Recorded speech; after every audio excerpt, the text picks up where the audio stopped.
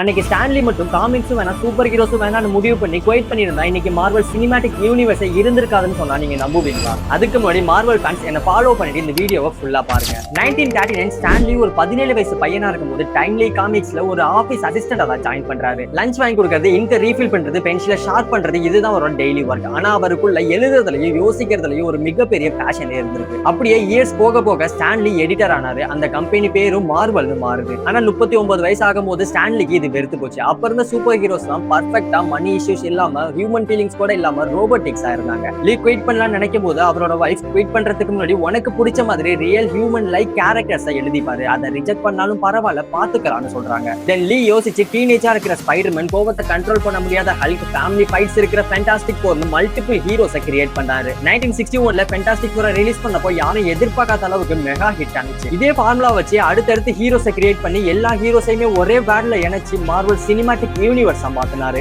உங்களுக்கு மார்வல்ல எந்த கேரக்டர் ரொம்ப ஸ்ட்ராங்னு நினைக்கிறீங்களோ அதை கமெண்ட் பண்ணிட்டு போங்க.